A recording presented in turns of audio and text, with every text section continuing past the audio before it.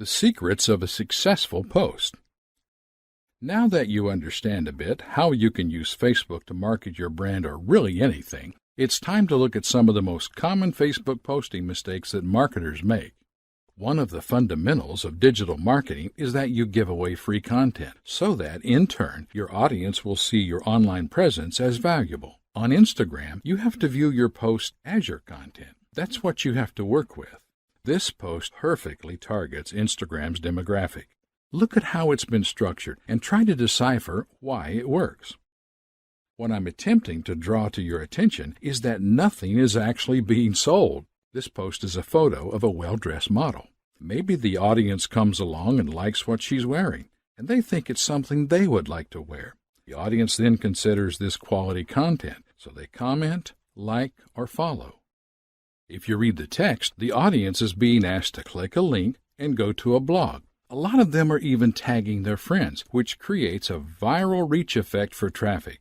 Great post. Like I said before, it isn't selling a thing. Social media marketing is all about being social, and it's important that you measure the success of a post by the overall audience engagement. If you make content people are talking about, it will end up being shared around and as a result draw in a larger audience. From there, you can direct them down your marketing funnel, get them on your list, or do anything else you'd like. How is this engagement measured? Starting off, we need to set objectives or goals, actions that we would like to see people taking after seeing our content. In a marketing context, we tend to call these action conversions. A conversion is any action that a lead or visitor takes that you deem beneficial to your business. For example, your conversions on Instagrams are, for the most part, the engagement supported by the platform. Here are some examples of engagements on Instagram.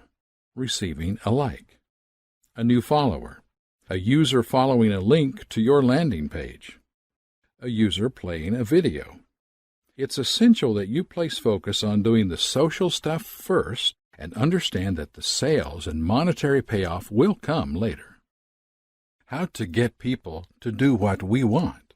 How would you normally get someone to do something for you? Think about that for a second. Generally speaking, you would ask them. Remember, we are marketing to people, not robots. If you scroll back up and look at the American Eagle's post, they are asking people to click on a blog post.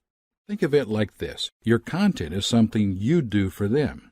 People love to reciprocate, so if you ask them to do something, they are more likely to do such. Asking your audience to do something is commonly known as call to action, and you should have a call to action for all of your marketing efforts when applicable. Your call to action should be easy for the audience to act upon. I will touch on this in greater detail shortly, but for now, you need to remember that the vast majority of Instagram users are on their phones. You need to keep things really simple. If you ask people to go to your blog, there needs to be a link. And when they arrive, your blog needs to be easy to navigate. This means it should be mobile-friendly to increase conversions.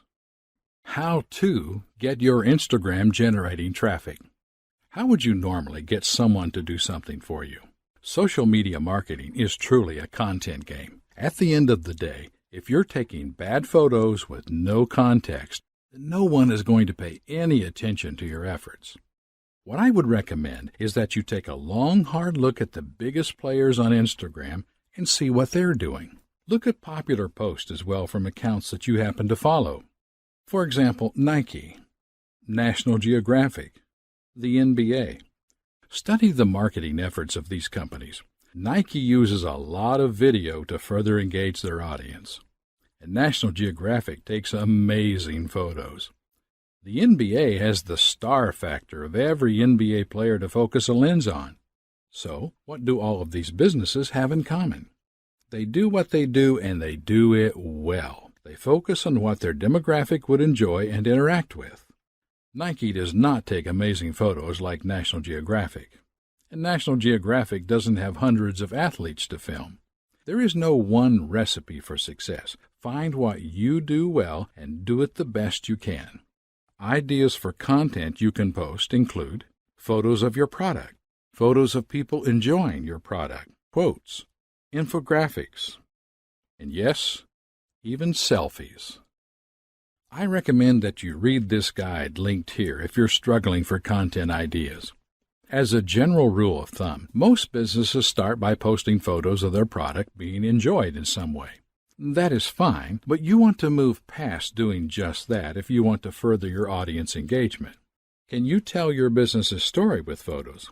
If, say, you own a tech company and you find yourself at an exhibition, by all means, bring a camera and document it for your audience so that they feel included. Make them feel like they're benefiting from the content of your post. Another tried and tested way to kick off an Instagram account is with a competition of some sort. This works really well if you have an audience built up on another social media platform, which you can then use to cross-promote. It's actually a very common tactic in the fashion industry. I'm sure you've seen a post along the lines of, "Post a photo wearing our clothes and enter into the running to win X, Y, and Z." These kinds of posts end up driving tons of traffic and even going viral. Benefits. You can share thousands of photos of your products or anything.